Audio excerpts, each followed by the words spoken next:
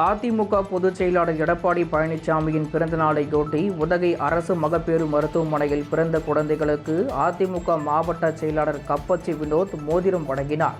தமிழகத்தின் முன்னாள் முதலமைச்சரும் அதிமுக பொதுச் செயலாளருமான எடப்பாடி பழனிசாமியின் 71வது பிறந்தநாளை முன்னிட்டு தமிழகம் முழுவதும் ஏழை எளிய மக்களுக்கு அதிமுக சார்பில் பல்வேறு நலத்திட்ட உதவிகள் வழங்கப்பட்டன.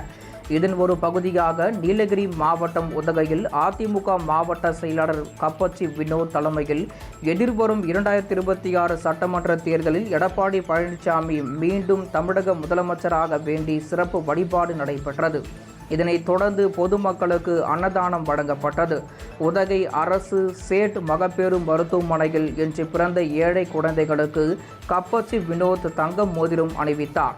மேலும் 50 தாய்மார்களுக்கு பரிசு பட்டகங்களை அவர் வழங்கினார்.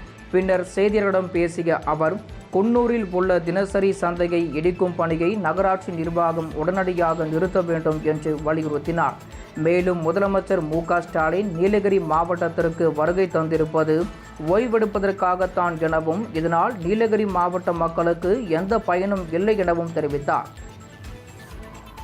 தமிழகத்தினுடைய முன்னாள் முதலமைச்சர், தமிழகத்தினுடைய வருங்கால முதலமைச்சர், புரட்சி தமிழர் அண்ணன் எடப்பாடி அவர்களுடைய பிறந்தநாள் தினாவை முன்னிட்டு உதகை அரசு மருத்துவமனையிலே பிறக்கின்ற குழந்தைகளுக்கு அனைத்து அண்ணா திராவிட முன்னேற்ற கழகத்தின் சார்பாக தங்க மோதிரம் அந்த குழந்தைகளுக்கு பரிசளித்து அவர்களுடைய வாழ்க்கை தரம் உயர நாங்கள் உதவியுள்ளோம்.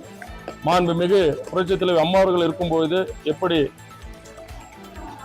அரசு மருத்துவமனைக்கு முக்கியத்துவம் அளித்து அங்கே பிறக்கின்ற குழந்தைகளுக்கு அம்மா பரிசு பெட்டகம் எல்லாம் அளித்தார்களோ, அதே போல் இப்பொழுதும் அனைத்து அண்ணா திராவிட முன்னேற்ற கழகத்தின் சார்பாக அந்த அத்தனை தாய்மார்களுக்கும் பரிசு பெட்டகம் அளித்து ஒவ்வொரு இன்று பிறந்த குழந்தைகளுக்கு தங்க மோதிரம், இதே போல் நீலகிரி மாவட்டம் முழுவதும் அனைத்து அரசு மருத்துவமனையிலும் நாங்கள் தொடர்பு கொண்டுள்ளோம். எந்த அரசு மருத்துவமனையிலே குழந்தை பிறந்தாலும் இதை நாங்கள் நாளைக்கு காலையில் கூட